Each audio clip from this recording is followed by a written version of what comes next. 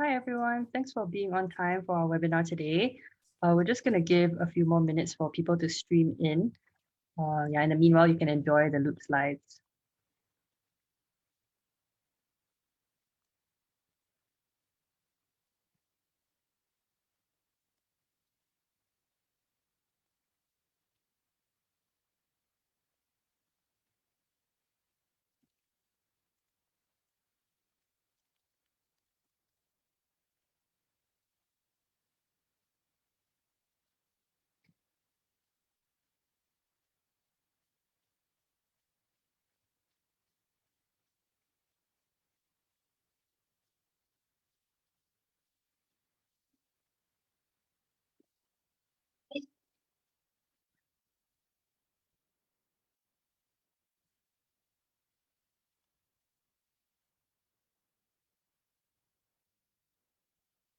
Okay.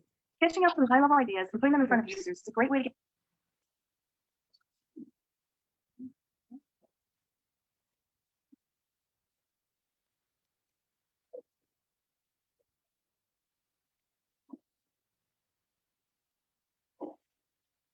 All right.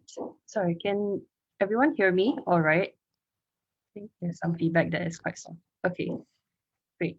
I'll just start the session now. So, hi everyone, thanks for joining today for our webinar. Whether you're joining us on Zoom or streaming live on Facebook, or maybe catching this at a later date as a recording, welcome. I'm Cleona Yong, Research Executive at SSR.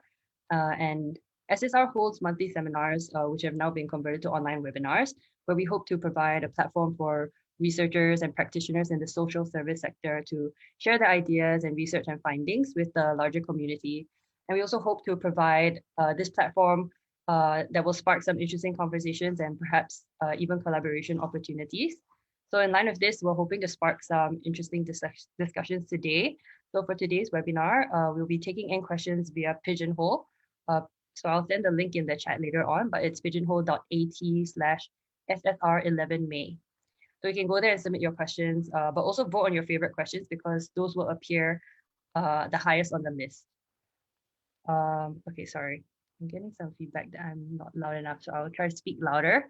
So we'll be also opening up the floor later on. If you're on the Zoom call, you may turn on your mic and camera to ask Mr. Ng Chin Hwee some questions if you would like, and we look forward to your engagement and lively discussion later on.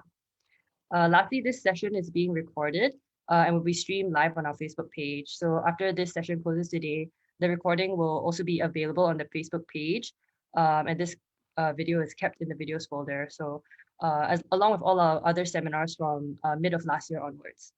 So that's all for the admin side of things. Let me introduce our speaker for today. So today we have Mr. Chin Hwee, who graduated with a Bachelor's in Social Science from Social Work at NUS.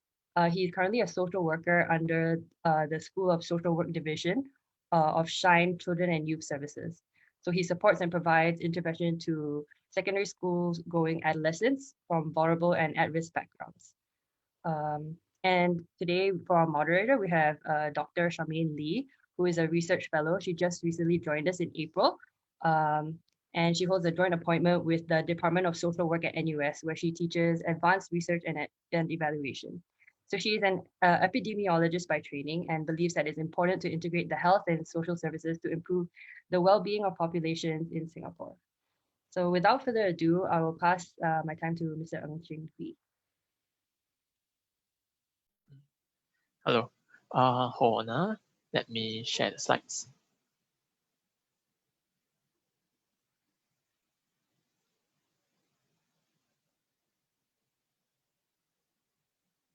Okay. I should be able to see the slides.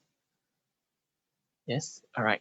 All right. Firstly, thank you SSRI for the invite to allow Shine this platform to share on our study that was done last year. And then even bigger thank you to all participants who came by this Tuesday afternoon to join us for this webinar sharing. I'm Chin Hwee, social worker from Shine Children and Youth Services, and I'm from the School Social Work Division. So a very brief background about our work in school social work. I think we work a lot with schools and students. We run programs in schools so that we meet the needs of students in order to maximize their educational experience. Yeah, so I think our work with schools has a lot to do with the topic for today's sharing, which is the needs assessment of secondary school students during the full home-based learning period. So as we work a lot with schools, right, I think we also want to keep in touch with some of the upcoming changes and some of the upcoming new measures within schools. So last year when the government rolled out full home-based learning, within our division, we started to get curious as to how is this full home-based learning going to affect the students in terms of their needs and in terms of some of the challenges that they might be facing. Yeah, so that was some of the curiosity that we have, and that motivated us to start on this study itself. So if you all notice, we did the needs assessment study for secondary school students instead of maybe primary school, or instead of both groups of students. I think the reason was a very practical one. In fact, we are interested in the needs of the different groups of students, but we only did it for the secondary school students because our work with schools mainly involved the secondary schools. And in order for us to have a reasonable number of sample size, that's why we chose the secondary school students as our sample population. Yeah, so that's why we embarked on the secondary school students. Primary school students definitely are of interest, but that could be something that maybe other agencies in their work can pick up for future research. Yeah. So before I go into the study itself, I think a little caveat here. This study is not so much of a stringent, rigorous kind of research where the findings that you hear today can be generalizable to all secondary school students, but definitely it does provide some insights to some of the needs of secondary school students during full home-based learning. Right, so let me go into the study itself. Okay, two key definitions that I'd like to align ourselves on for today's sharing. The first key definition is full home-based learning, and we'll be using the definition by Ng and Ng in a Straits Times report. So full home-based learning involves students being off campus for a continuous period of time without returning to school. So in today's sharing, when we use the term full home-based learning, it refers to the home-based learning that was done last year during circuit breaker. Right, so that's the first term. The second term we like to align ourselves on is blended learning. So blended learning is a mix of home-based and in-school activities that taps on both online and offline approaches to learning. We'll be using the term blended learning in the later part of the sharing.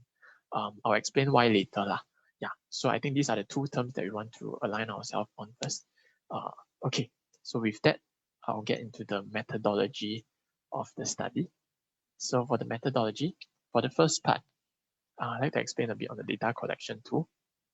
So for the study itself, we used an online survey questionnaire that consisted of 22 questions answered on a 5-point scale of strongly agree to strongly disagree. In terms of the questionnaire was developed internally by Shine in consultation with our own research department. The reason that we used an internally developed tool was because if you all recall, home-based learning is actually a very unprecedented situation. So at that point in time, there wasn't really a validated existing tool that we could use. So that's motivated us, or that sort of pushed us to create our own tool for this study purpose. Right. So in terms of the formulation of the data collection tool, it was done in a 3-step process. The first step, we gathered information from news report regarding existing needs of secondary school students that was reported. Another source of information that we gathered was from our colleagues in terms of their ground observations on what they saw were some of the needs of secondary school students during the full home-based learning period. So that's the first step. In the second step, we then use all this information and consolidated and gathered them into different themes. And then for the last step, we then formulated the questions based on these different themes. In terms of data collection period, it was done during last year from 28th of April to the 8th of May. So it was during the full home-based learning and circuit breaker period itself.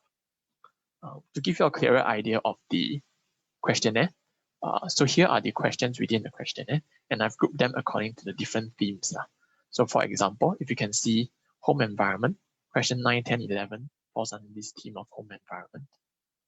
In terms of emotional and academic support, question 5, 6, 7 fall under this particular theme, and so on and so forth. We're not going into details, right? Okay, so for the next part, continuing on methodology, sampling method, we adopted a convenient sampling approach for this study. The reason is we wanted to gather as many responses as possible during the circuit breaker and full home-based learning period, and convenient sampling allowed us to do that. Another reason for convenient sampling was also practically, I think, without having the chance to be able to physically meet up with students, it might be very hard for us to encourage students to participate in the survey. So, or it might also be very hard for us to pick and choose samples. The reason is because I think at that point in time, a lot of families and students were under stress. So it might not be the most suitable for us to reach out to them in that sense and selectively ask them whether are you interested or not. So we decided to adopt a convenient sampling approach. Yeah. So in terms of inclusion criteria, we included only secondary school students whom are not experiencing long-term school absenteeism. The rationale for the inclusion criteria was because when the government rolled out full home-based learning, we hypothesized that the group of students that will be affected the most would be those that are regularly attending school. So when full home-based learning was rolled out, this group of students had to transit immediately from going to school regularly to a state of having to do their learning online and away from school. So that's why we included them as our sample participants. Right? In terms of the sample respondents, when they did the survey, it was anonymous. So we only collected some simple demographic data, such as year of study, academic stream, and even housing type. Students was not required to fill in their school, their class, or even their names. So in terms of the data collection process, after the questionnaire was formulated, we then input it in a survey link, which was shared with our Shine social workers. And then what we did was the social workers then blasted the links to the secondary school students whom they had contact with or whom are currently in their program. Yeah, so that was how the data collection tool was being blasted out to the participants. Right. So I'll go into the sample demographics itself. So from the 28th of April to the 8th of May, there were a total of 136 respondents for the study, with the mean age of 14.11 years old. In terms of year of study, you should be able to see that Sec 2 and Sec 3 make up the higher proportion of our respondents. In terms of academic stream, the NA stream was the higher proportion of respondents. And here's the breakdown of the respondents according to housing type, right? Okay, I'll go into data analysis. So for the data analysis, there were two things that we did. The first was descriptive statistics. For each question, we broke down the students' responses into the 5 different categories of strongly agree to strongly disagree. So that's the first thing that we did for analysis. The other thing that we did for analysis was we did a paired correlation analysis for the different items within the questionnaire. Yeah, so these are the two data analysis that we did for the study itself. Right. Right, so now for the key findings. For this segment, I will share the key findings of the study. And based on the key findings, we'll also be sharing some of the recommendations that we thought would be helpful in the event of another full home-based learning situation. That being said, I think I'm smiling because I think I often had this conversation with another colleague that barring another circuit breaker, Choi, fingers crossed, don't want it to happen. It will be unlikely that full home-based learning would happen again. So therefore, to make today's sharing a little bit more relevant, we will also be extrapolating the findings into today's context of blended learning. And with it, I'll also be sharing some of the recommendations and the accompanying implications, potential implications. Yeah. So for us to consider, right? So I'll get into the key findings. Okay, so the first set of key findings, it revolves around the theme of physical and online connection. So our survey showed that 65.4% of students spent less time with their friends, 64% of students spent less time with their teachers, and 64% of students spent more time on social media to connect with their friends. In terms of this set of findings, for the question itself, we didn't specify or define what is less, what is more. So it was really up to the students to interpret it. In addition, we also didn't define the term time. So it was really up to the students to define whether it's physical time or it's online time that they're referring to. But what we can glean from this set of findings is, if you look at these findings as a whole, right, we can see that connection is very important for the students, such that they are able to subjectively experience the dip in time spent. They are also able to take action to connect with their friends through social media. And that, to me, tells me that connection is important for them. Yeah. So for this set of key findings, we have recommendations in the event of another full home-based learning. So there are two recommendations. The first is regarding student-student and teacher-student connection. So given that connection is important, I think when we bounce off with our colleagues regarding the recommendation, we thought that creating opportunities for student-student and teacher-student connection and interaction would be necessary in order to maintain students' need for connection during the full home-based learning situation. So that's one. The second recommendation revolves around cyber wellness. So as mentioned earlier, I think 64% of the students, they spent more time on social media during the full home-based learning situation. So I think as adults around them, I think it's important for us to monitor and also perhaps even manage the time spent on phones and social media for our adolescents, right? For today's context of blended learning, which of these recommendations might still be relevant? I think in terms of student-student and teacher-student connection, for today's context, believe that need of connection would be able to be met physically when they are able to meet up in schools or even go for their social activities and outings. However, for today's context of blended learning, it is likely that the overusage of social media and phones would continue on blended learning days. And therefore, cyber wellness would be something that would still remain relevant for today's context in terms of things for us to be vigilant about when it comes to our adolescents for blended learning days, right? So for the second set of key findings, it revolves around the theme of engagement and support.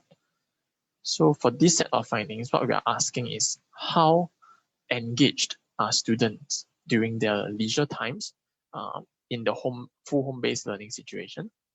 How supported are they during the full home-based learning situation?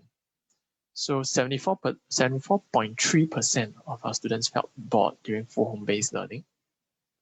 52.9% of students feel supported by friends during full home-based learning. And 60.3% of students experience difficulty seeking academic support from teachers. So for this set of key findings, we have two recommendations in the event of another full home-based learning. So the first revolves around coping with boredom. I think for youngsters today, and even I think for some of us, you may be guilty of this, when we are bored, when we don't know what to do, we whip out our phones to I guess, occupy ourselves. And that's something that is very common among our teenagers today also. And it's important that we are able to equip them with the knowledge and skills to use their time creatively to deal with boredom. And this knowledge and skills should go beyond the usage of their phones. So that's one. The other one is, could we also consider whether we could help students be comfortable with boredom. The reason I say that is because I think for today's context or today's world, stimulations are plenty. So I think it's either students are bombarded with stimulations or they seek out stimulation. So could we also consider whether students can start to be normed or start to get comfortable in situations of low stimulations or in situations where they are okay or at peace with boredom? Yeah, so that's something for us to consider. The second set of recommendations consists of emotional and academic support to the students. If you notice the earlier part of the findings, 52.9% of them feel supported by their friends. We are unsure for these 52.9% of them whether this support, what kind of support is it, whether it's academic support, whether it's emotional support. So there is a little bit of uncertainty whether what type of support. In addition, we are also not sure that the remaining 47% of them, are they supported or not? If they are, whom are they supported by? Would it be the parents, the siblings, or the neighbors? So these are still question marks. There are a lot of uncertainty with regards to support. In terms of academic support itself, definitely students experience difficulty seeking academic support from teachers. So in a sense, I think what we are also encouraging is to ensure that accessible and effective academic and emotional support are available for students during full home-based learning, given that in the results, students do experience difficulty seeking academic support, and there's a lot of uncertainty, at least based on our findings in terms of whether students are supported or not. Right, so these are the two recommendations for this part. In terms of today's context, which of these findings will remain a bit more relevant? We believe that this third finding on difficulty seeking academic support would remain relevant. The reason is because blended learning will continue to be implemented. Right? At the same time, work from home, or maybe not work from, maybe blended learning will continue to be implemented. And at the same time, I think because of that, the students have to do their learning online. The teachers have to do their teaching online also. So as a result, it might still pose difficulty for students to seek academic support from teachers during blended learning days. And we thought that there would be a potential implication because of this difficulty. And this implication can be gleaned a bit from Prof. Teo's quote in the Straits Times article. So Prof. Teo was actually advocating that children from poor socioeconomic backgrounds, they are going to be affected disproportionately by full home-based learning. And that's because they have uneven access to space, to tech support, and to help with schoolwork. Now imagine a student that comes from a poor socioeconomic family background. So this student wouldn't have the financial resources and support. The student wouldn't have the social support or social resources to help them with their schoolwork. And in normal school days, this would be sort of mitigated a bit by the fact that the students are able to seek help from teachers in a physical manner. All right, go to school, ask the teachers for help. However, in blended learning days or in a situation of full home-based learning, the students wouldn't have the financial support, wouldn't have the social support, and now some of them may even lose their only line of support, which is the teachers. So that is a potential implication that might happen for some students from poor socioeconomic background, where their only line of support, the teachers, might be sort of lost in the context of blended learning or made more difficult in the context of blended learning. And if I were to push the implication a little bit further, what this also means is blended learning, home-based learning, full home-based learning, it may exacerbate the academic struggles of some students from poor socioeconomic background, especially those who are not very well supported. Right. So for the third set of key findings, revolves around family relationship and home environment. So 4.4% of our students do not feel safe at home. 20.6% of students experience more conflicts at home, and 11.8% of the students experience a worsening of family relationship. While these findings may not be like majority of the respondents, definitely they are still worthy of consideration and concern. The reason is because I think we are talking about safety. We're also talking about family conflicts, which have the potential to turn ugly if not managed or supported well. So definitely worthy of concern. We also believe that this set of findings would remain relevant in today's context of blended learning. The reason is because blended learning is going to be continued, and also at the same time work from home is getting more accepted or even encouraged as a form of work practice. And that would mean that parents and child, there might be a situation of them being cooped up at home during work hours or school hours. And that is a potential situation of tension and family conflict. Right. Of course, the reason is because of the stressor in terms of be balancing their work and also having to caretake their child and things like that. Right. So for this set of findings, we also have two recommendations. And this recommendation would still remain applicable both in today's context and also in the context of another full home-based learning. So the first set of recommendations revolves around identifying families with risk of family violence. I think all families do have risk of family violence, but there are certain families who, because of their unfortunate maybe situation or maybe background, they might have a higher risk of family conflicts or violence. Usually it's because they have higher tension or more frequent tension and stressor. So for instance, family with financial stress, family with multiple children, family with, parents from sandwich generation where they have to take care of the grandparents and their child within the same home, and those are very high tension and stressor moments. So these families definitely have higher risk of family conflicts and violence. So that's something that we can start to identify or look out more for.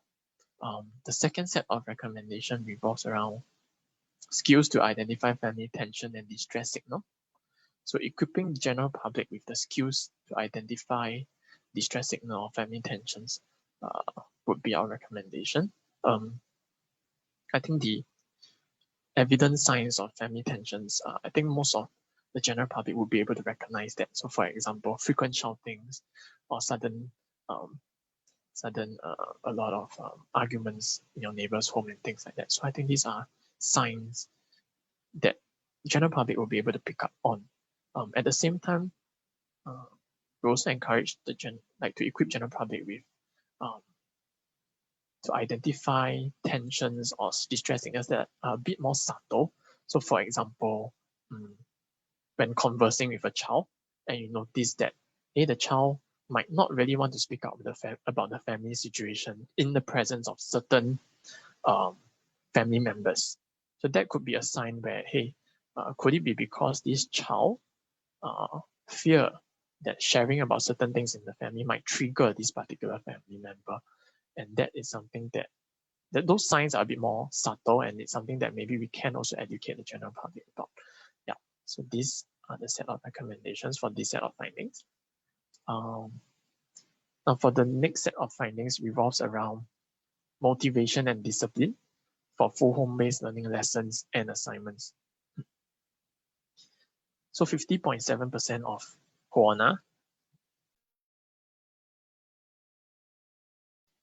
So 50.7% of students, they felt less motivated to do home-based learning assignments now, so referring to that time in the circuit breaker period and full home-based learning period, than in the past. That means comparing to the times when during normal school days, right?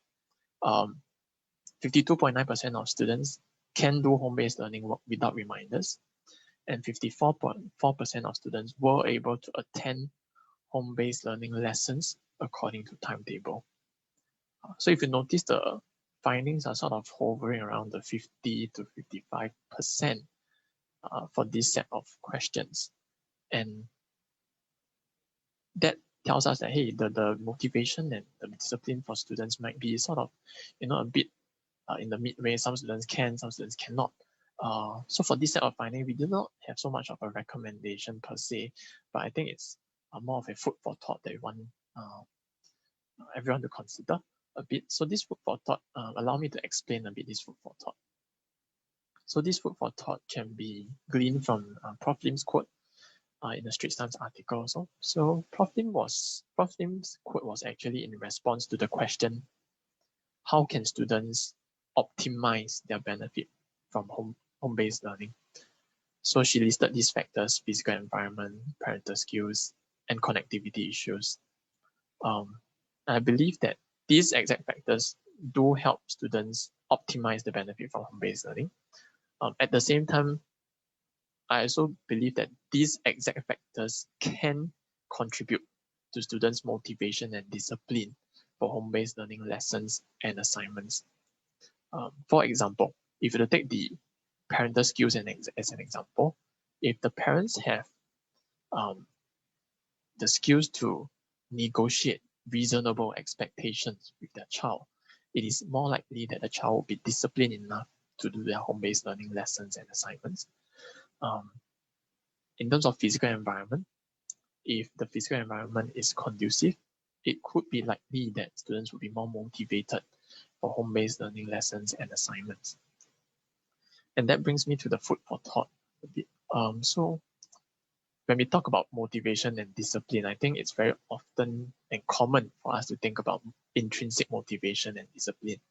So based on Prof. Lim's quote, or based on even the earlier quote by Prof. Teo, I imagine we can also consider how much of this students' motivation and discipline are contributed by intrinsic factors and how much of it is contributed by extrinsic factors. Yes. So this brings me nicely to the next part of the sharing, which is the correlation findings. So for the correlation findings, it actually echoes this particular point that I just mentioned, where motivation actually correlates with multiple factors. So I'll bring you all through the correlational findings. So for the correlational findings, motivation to do home-based learning assignments actually correlates with three themes: difficulty seeking academic support from teachers, question 5, personal space and freedom, question 9 and 15, and lack of leisure engagement, question 18 and 21. Right. For the second set of paired correlation, in terms of unconducive home environment, question 10, 16, and 17, over here on the left column, it correlates with student sense of personal space and freedom, 9 and 15. Right. And lastly, discipline to do home-based learning, to attend home-based learning lessons, it correlates with unconducive home environment and the lack of leisure engagement. So these are some of the results that was found in the correlation. Not so much of recommendations per se for this set of correlation, but more of consideration, because they seem to echo the point earlier about motivation being related to multiple factors beyond just the intrinsic ones. Yeah. So I think it's something for consideration. Yeah. So with that, I think also like to, at this final ending part of the sharing, I think I would like to acknowledge a bit of the, I think quite a bit of the limitations of the study. Yeah, so I think for those of us who are research savvy or have experience doing research before, sorry, just now I just glanced through the participants who came inside the seminar and then I noticed some doctors. So I imagine you will be very familiar with some of the limitations of these studies as you hear the sharing. So I think the first one would be non-validated data collection tool. So I think while the tool was formulated internally and we did our best to ensure that there are second opinions, third opinions, and also involve the ground staff during the formulation, the tool itself did not go through the stringent kind of validation that we will associate with, I guess, what we call the gold standards of research. Yeah, so definitely the tool itself might not be the most validated in that sense. So that's one limitation. The other one would be the sampling method itself. So the convenience sampling did not allow us to gather a representative sample that allow us to generalize the findings to all students in the secondary school level. So definitely not. Also, the confidence sampling did not allow us to gather equal number of respondents according to the different demographic strata.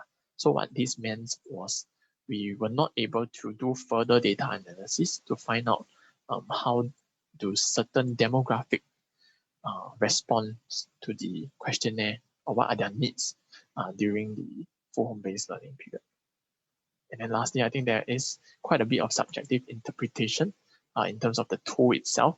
So for example, not defining the term support, not defining like what is less and what is more, those things allow students to have their own subjective interpretation, and that opens up a lot of maybe possible meaning that we can make out of data. But that doesn't mean that also means that we cannot pinpoint a specific findings or specific interpretation from the findings itself. And so these are just some of the limitations that I'd like to acknowledge. I think if there are other limitations that the webinar audience can point out, feel free to put it in the pigeonhole. I think at the end of the SSR sharing, I think we would have some feedback from SSR, and I think these are things that we can consider for future studies also. That being said, I think on reflection, this study wasn't done in a very long period of time. There was only a few weeks that we could do this study, because I think when we wanted to do this study, we wanted to do it during the full home-based learning period. So we had only a few short weeks for that. And the reason was because we wanted the students to share with us what are their needs in the here and now experience of full home-based learning. So that presented a bit of time challenge for us. And at the same time, there were also unprecedented circumstances. So the part about not being able to encourage students physically, the part about, I think, families having stresses and children having stresses, and whether might not be the most suitable thing for us to, select participants in that sense. So I think under those challenges and limitations, I think on hindsight right now, if you have to look back, I think we did what we could in order to execute the study during that period of time. And while the study may not have may have a lot of limitations, it may not be generalizable to a lot of mass population, but I think that this study does give us some insight, and hopefully did give all of you some insights into some of the needs of the students during the full home-based learning period. Yes, so for the last part, I think to summarize a bit for the sharing, I think full home-based learning definitely presented a lot of challenges and needs for a lot of people, students also.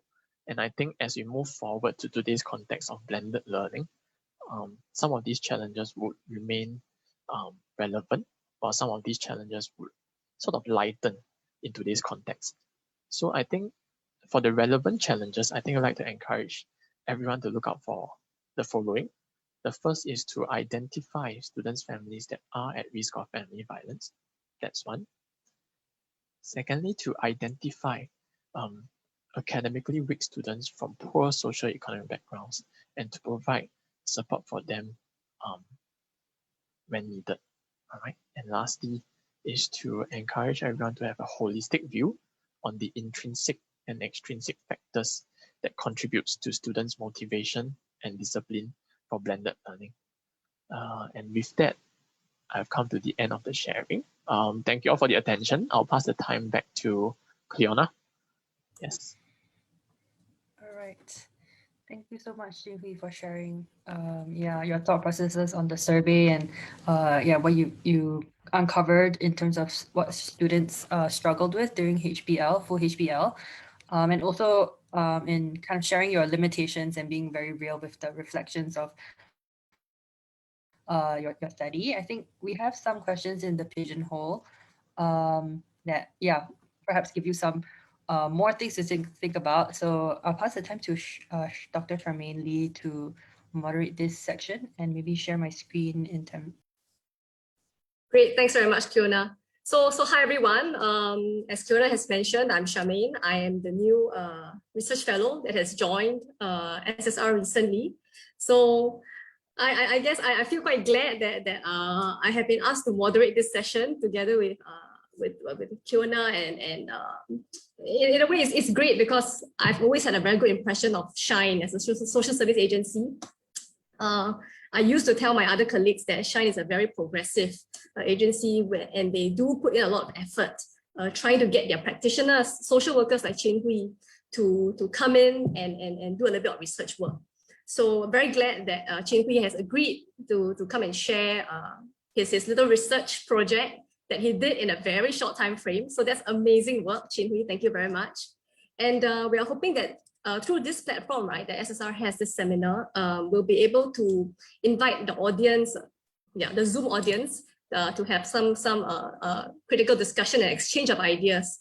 So no one is really an expert here, but we are all, this is just a level playing platform, and we're just here to share and exchange ideas, bounce opinions here and there. So like what Chin Hwee has mentioned, after his presentation, he welcomes further suggestions on how he can overcome certain limitations in his study if he decides to proceed with another piece of work in the near future. Okay, so before I proceed further with this moderation session and discussion session, just to let you know that if you need to leave the session at any point in time, please feel free to go ahead because on Cleona's end, she will actually be uploading a recording of this seminar on the Facebook page, and she will follow up with a link so you can easily check your email and just click that link to access the recording if you need to leave early in this session. Okay, so without further ado, Chin Hwee, are you ready? Well, I was just telling Chin Hwee before the session not to be too nervous. Chin Hwee, you're muted, by the way. Yes, I'm okay. No worries. Okay, right. So I'm actually quite glad that there are quite a number of questions that come in and they're pretty relevant. So definitely look forward to hearing your views, Chin Hwee, as well as I will open up to the audience to share your opinions as well. So even as I was speaking, I do see new questions coming in, but I guess there were a couple of themes, right, that Chin Hwee you mentioned, and the audience actually picked up on it, and they actually have further follow-up questions to ask you. Of course, one of the most popular ones that in fact came out first was on mental health.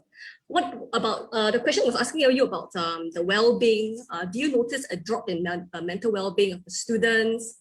And if there is any changes that you noticed, right? Did you do anything about it? Firstly, thank you for the question. I think mental health is definitely a very hot topic now for the adolescents, especially.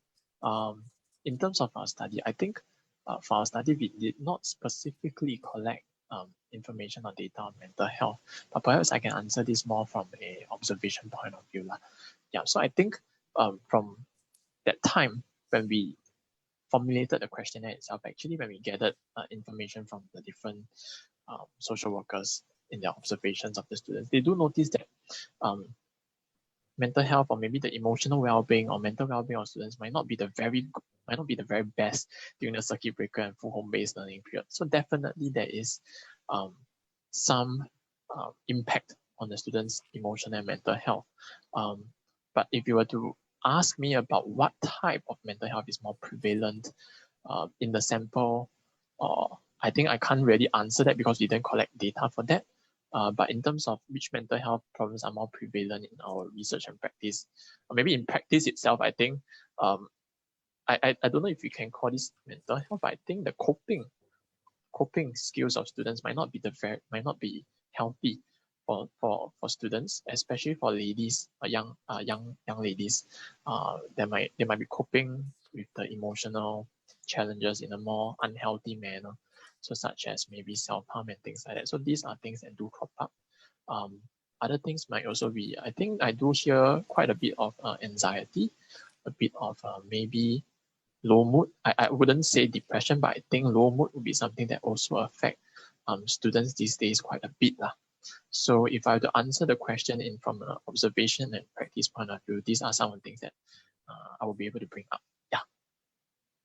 Thanks very much, Chin Hwee. I think on a related note, right? Also, I guess that was also a similar question, right? That I asked you, I think, when we first had a quick catch up before the session. I personally was a bit puzzled. Why do you choose to ask a question on boredom rather than to ask a question on students' stress levels and anxiety? Was there a reason behind why you chose boredom instead? That's a very good question. To be honest, I think it was I think we did discuss this during the questionnaire where we were phrasing the question itself. We do know that on the ground, there were observations that students' mood were affected, emotional health was affected. But we were also mindful that the questionnaire was meant to be anonymous.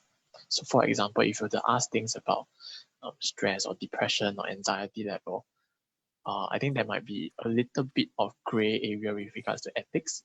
So for example, when we found that, hey, these students may have depression or these students may have anxiety, but then because of the anonymity of the survey, we can't track who did it, then there might be a little bit of gray area with ethics. So that's why I think for the question, we eventually phrased it in another way in terms of emotional support. Yeah, so that's how we sort of phrase the question. Yeah, did I answer your question, Dr. Shamin? You're not answering my question, but you're answering everyone else's question because it was one of the top voted ones. But I guess on a related note, someone also asked about cyber wellness. So were there any concerns specifically related to the cyber wellness and well-being of the students? Because you mentioned, right, in your presentation that the students actually reported that they spend more time on social media, for instance, to connect with their friends. Was cyber wellness an issue? Do you see any signs of perhaps addiction, or I don't know what other things you see now? Okay, I would imagine that from the survey itself, actually, the students do acknowledge that they themselves spend more time on social media and phones. So definitely that would be a concern for adults around the students. I think if I were to compare, if I were to compare the ground observations during before circuit breaker and after circuit breaker, I do notice that certain students whom I've seen in school previously not gaming, they were suddenly gaming. So I think on a certain level, cyber wellness or maybe full home-based learning does in some ways push certain students to use phones more often. Even those who previously had not been using, they also got on it. They started to try new games. So I think on the ground level, I do notice this. Yeah, so I think you can say that some students who previously had not used social media or phones as often, they started to use more. Those whom are using could have been using a lot more in that sense, because I think unfortunately that was probably the only thing that the most easy thing that they could turn to lah. Yeah, so definitely that was something that I noticed lah. Yeah, on the ground. And do you notice the effects actually persisted? Meaning, because now that students have gone back to school, those who picked up gaming, for instance, during the full HBL period, do they still continue to game, or they also, kind of stop gaming because they're already back in school and there are other ways to keep them entertained? I think it's a mix. I can't say a definite yes or no for this, but I think definitely there's a mix. I do notice some students continuing the I guess the habit of using the gaming. Other students, I think after they are able to meet their friends, able to play sports, then those usage of phones started to lessen. Yeah, after circuit breaker. Yeah. Okay, I see. Well, and on this note, right, someone actually had a question also. I think this person asked, do you think if a student is involved, right, in outside school activities, say whether they are in sports teams or religious classes, for instance, they would actually experience, they would not be as affected by that lack of social support during, say, home-based learning? Do you actually notice such a positive effect of having such social groups, or you actually don't see any difference? Okay, maybe for this question, I do not have so much of ground observations per se, but I recall that we had in one of our partnership with some of our schools, right? I think during phase 1, I think some special permission were granted for us to still do certain programs physically during phase 1, but those are under special permissions that were granted. So during those physical setting, we could see or we could experience, we could observe that some of the students do enjoy coming back together in terms of physical nature. So I would imagine that if there are students who are involved in social groups outside school, definitely they would be more supported in some sense. If I were to extrapolate it like that, yeah, there will be a bit more joy, a bit more, I guess, connection in that sense. Yeah. So I would extrapolate it like that. I wouldn't have a answer per se for this particular question. Yeah. And since you have no answer to this question, right, Chin Hwee, I will open up to the floor so that anyone can come in and just feel free to type in the chat box or raise your hand, and you can have the mic and share any thoughts that you have. If I'm not wrong, I think we do have certain some people in the audience who do come from similar social service agencies like Shine, or even from MOE, for instance. Do feel free to chime in. It's a platform just for exchange of ideas and opinions.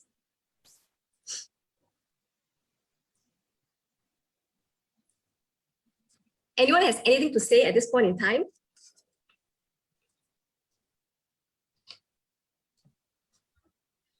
Hello. Yes, hi, James. Hello. So, yeah, thanks for that, Chin Hwee. I'm a social worker. I'm in the UK.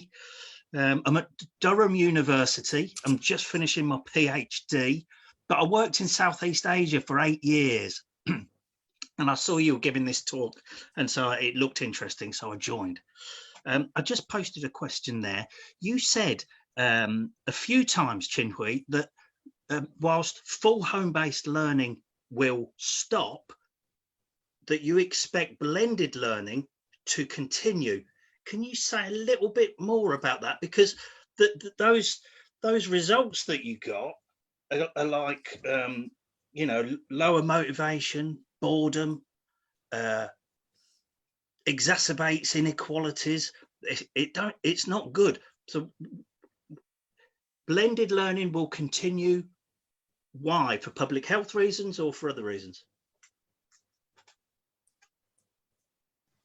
Thank you, James, for the question. I'm surprised that this webinar got all the way to UK. Yes, but thank you for taking time out to join us. So maybe for that question, I think definitely blended learning, like I mentioned earlier, I think those impact would be potential impact that would happen. Blended learning would happen in the Singapore context.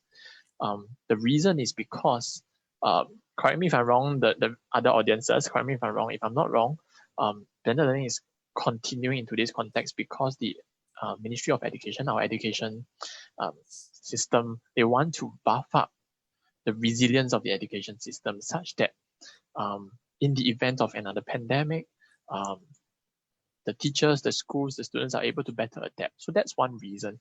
The other reason is also because the education system in Singapore is sort of changing a bit from previously. There were a lot of comments about rote learning, memorization. Now they are trying to shift students towards more self-directed learning, and blended learning would help to achieve that purpose. So as a result of these two, this is why I can recall. So because of these two objectives, that's why blended learning will still continue to be implemented in various forms in different schools, probably once a month or maybe like once a couple of weeks for certain students, for certain levels of students. Yeah, so different schools, they implement it differently. Yeah. So hopefully this answers why blended learning are still continuing despite the impact. Yeah. James, do you hold a different opinion regarding blended learning? Do you care to share with us?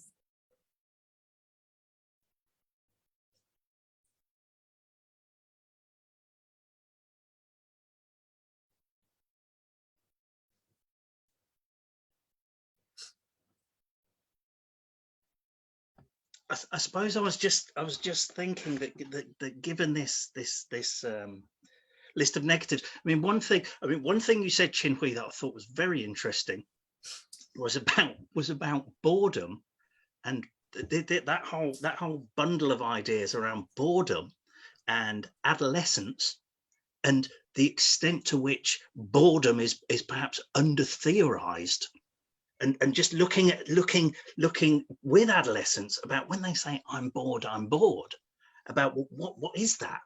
What is that feeling? What is that boredom? It's on the blended learning.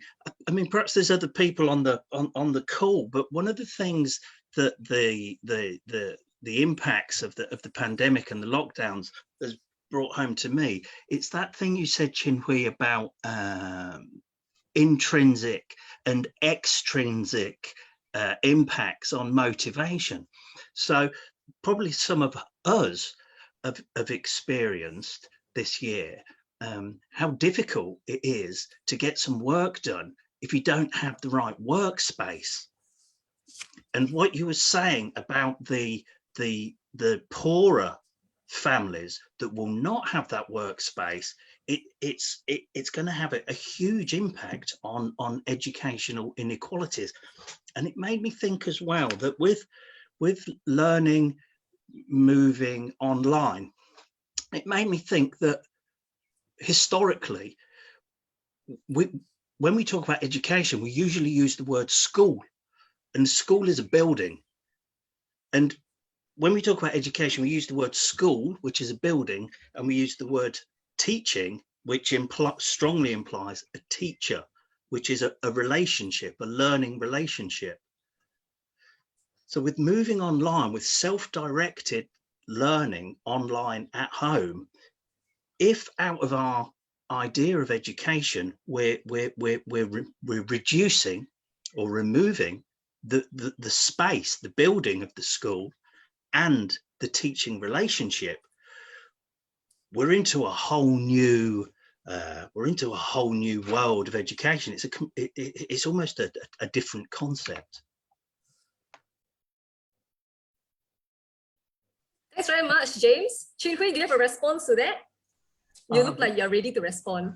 Maybe not so much of a response, but I imagine that's a very good point to bring up. I think it's very new for the education system in Singapore. So it's something very new for us, which was sort of similar to how we work from home, right? Like we were sort of in some way forced to do that. So definitely it's something very new. And I think along the way, the schools have tried to adapt to it. So on the ground, I do hear teachers having to adapt. They actually work even harder compared to previously when they were doing it in schools. So to do their teaching online was a lot more work and a lot more adaptation and I guess innovation from them also.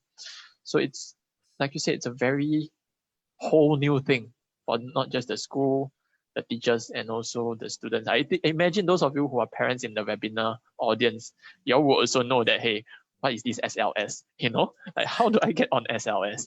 So it's this online system that I guess most of the school uses. So I think it's a whole new world, not just for the schools, but also for the different parties who are involved in the students' life. So I think that's rightly pointed out by James. Yeah, I do like that point about a whole new thing. Yeah, a whole new world. A whole new world for unprecedented times indeed. So since anyway we're on this idea or this topic of boredom, right? And we talk about motivation, for instance, not for instance, but you mentioned motivation and you mentioned intrinsic, extrinsic factors. I guess it kind of ties in with trying to understand a little bit more what are these intrinsic, extrinsic factors that motivate the students to do their homework or not, for instance, right? So I think there are some questions from the audience asking really, when you did this survey, did you actually, or later on, like after your survey, did you actually ask the students or the teachers to find out a little bit more information from them with regards to whatever you've observed in your survey? So am I right to understand it's more of like a follow-up curiosities for certain students that we notice, or like based on the findings, did we follow up with certain students or even certain schools or teachers about it? I guess it's coming from a perspective of trying to understand the problem a little bit better, because after all, you did a survey with a couple of questions and everything you get is perhaps interpreted based on your perspective, right? So to help you understand why students responded in a particular manner, did you, for instance, check in with the teachers and the students themselves? Okay. I think in terms of follow-up, I think we do share some of the findings in our conversations with some of the school partners that we have. Definitely there was an exchange of views, even some level of sharing these results was also a way of for us to, maybe give some insights to the school as to, hey, why are certain students struggling with home-based learning? So definitely there was an exchange of views for that. So I think in addition to maybe, for example, we did share with some of the school partners for that. And I think the school teachers do bring out some of their observations. Like, for example, my impression was the earlier survey results on students having difficulty seeking academic support from teachers, right? So I think I didn't ask the teachers per se, but from their sharing, right, you can feel that they actually work a lot harder to do check-ins with the students, to create online materials. They do work a lot harder than that. So that sort of, I guess, shaped a bit of my perception also, because originally I was thinking like, hey, students can just ask the teachers for questions if they have any over the online medium. And then it should be something easy to do. So when the survey came out like that, then that was surprising for me. But then when I hear the teachers share about their adaptations and some of their challenges, I think it also says that, hey, there is another perspective out there from their point of view.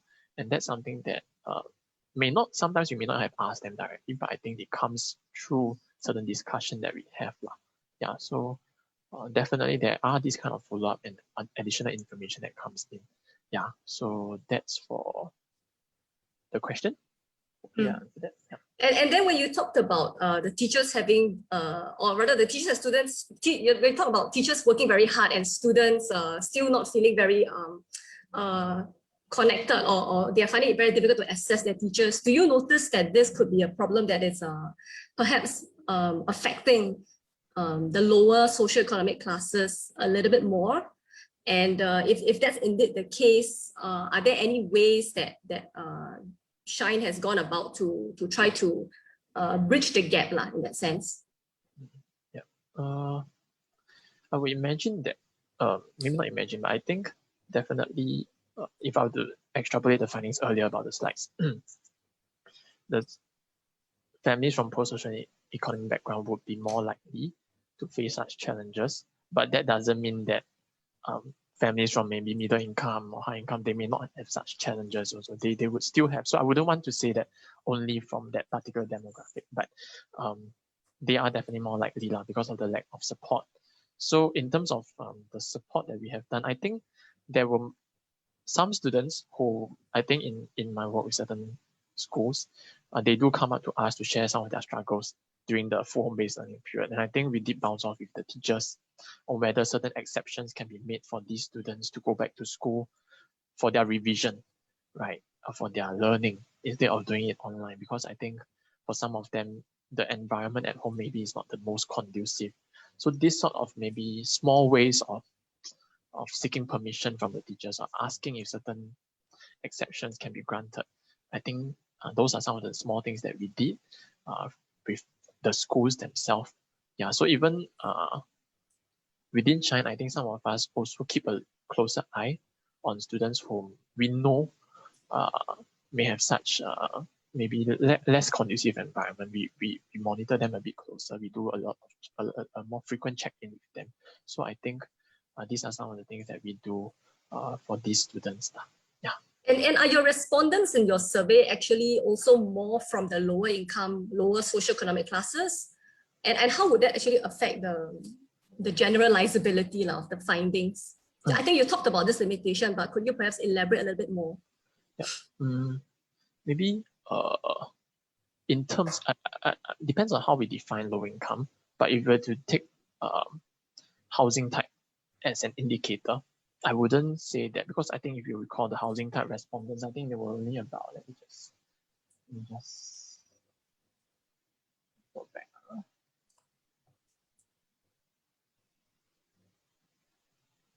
The housing type respondents for the 1 room and 2 room, in total, there were only 18 of them. So I wouldn't say that they are a large amount of that they comprise a large amount in our sample. So I wouldn't want to be so quick to generalize to the low income demographics for that. But definitely if we were to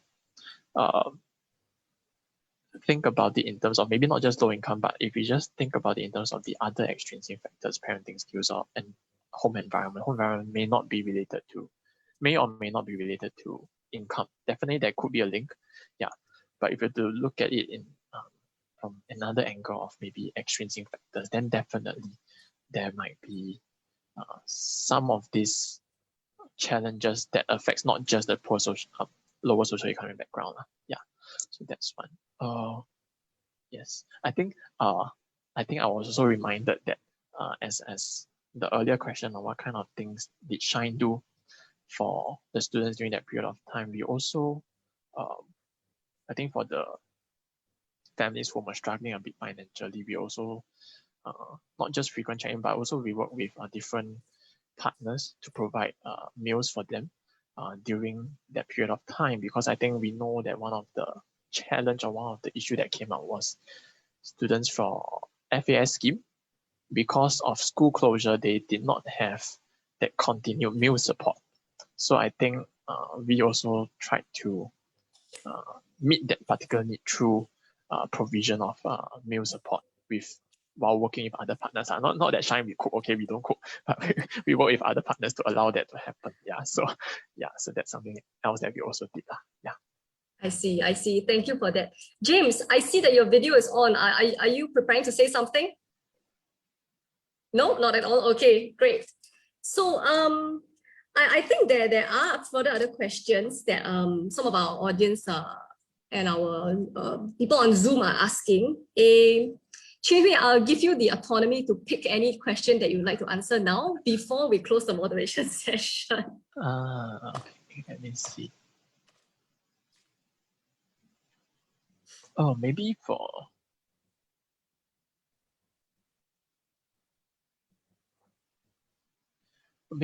the question on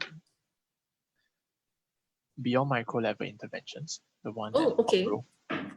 Sure. 3 votes. How do you think larger systems can play their part?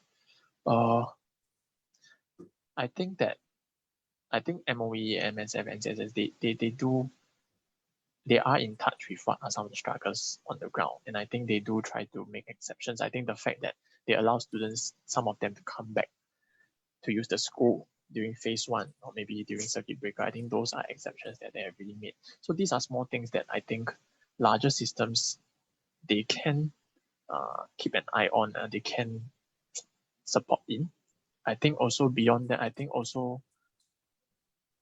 the many helping hands approach would be something that we can consider also. So not just parents, not just siblings, but even community agencies, even neighbors, even the I guess some profit organizations who have the resources to provide maybe a better environment for families. I think those little things we can all contribute in some ways to ensure that students are supported as much as possible. Yeah, so I think not just relying on the larger system, but I think if we take a many helping hands approach, I think hopefully we can capture and support as many students as possible. I think that's the ideal situation that I think would be nice to happen. Yeah. Thank you for that, Chin Hwee. And I like your point because it kind of ties in with what someone else has mentioned. I think the one with 7 votes, saying that, sometimes really it's not just the larger system, but sometimes even our neighbors can help, right? And in this case, it's talking about the reporting of domestic violence. Do you have a very short answer to this question? If you do, feel free to say it now. And then after that, I will close this session for discussion. Oh, this is quite a challenging question for me, because I think 面子, like you said, face is very important. I think having to go to neighbors to encourage them to report, I think definitely it's not something that I've done personally before, but I do see that now, even on TV, there is more general education on that, right? That there are advertisements being played with regards to family violence and being able to highlights or alert about family violence. So I think we are heading in the right direction. I think that the macro or the larger systems are heading in the right direction to encourage people to report it. I have not personally encouraged neighbors to do so, but the fact that I've seen it on TV, it probably meant that likely we are heading in the right direction. And slowly, I think hopefully this will start to normalize the process of encouraging neighbors to report domestic violence. So I think that's a very short response that I have on this particular question. Yeah. Okay, thank you very much, Chin Hwee. Now, and I'll just take the last time, the last 1 minute to open this up to the floor. If anyone has any other suggestions or opinions towards the questions or things that Chin Hwee has mentioned, feel free to type in the chat box or just turn on your video and share with us.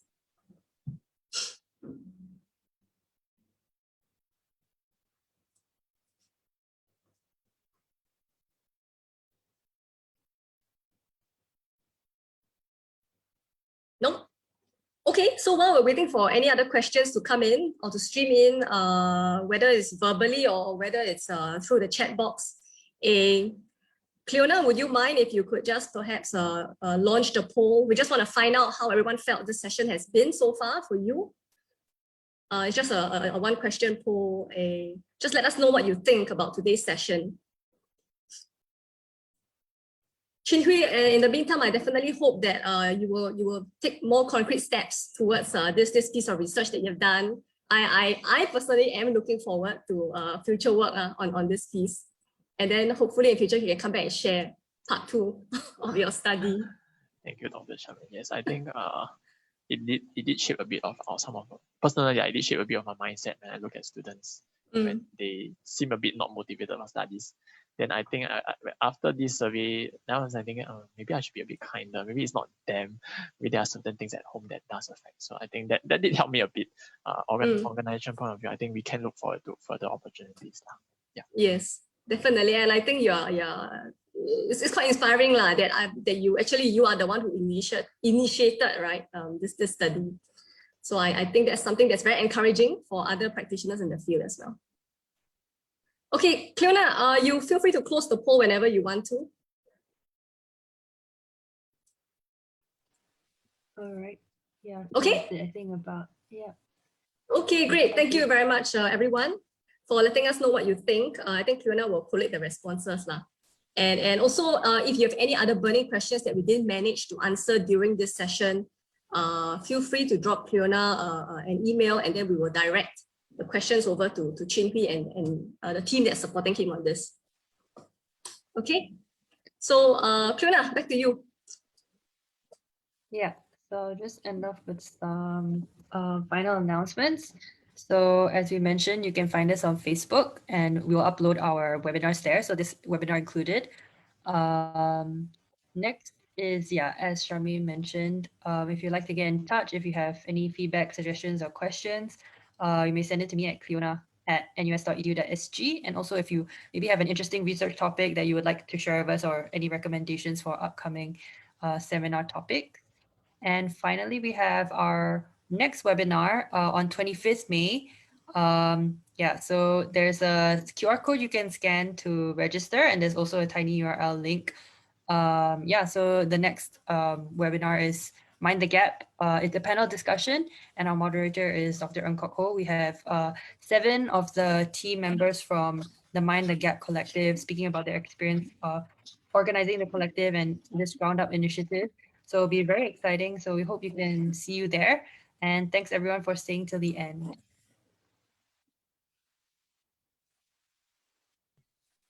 Thank you. Thanks very much, James. Thank you. Thank you, everyone. Thank you, everyone. Bye.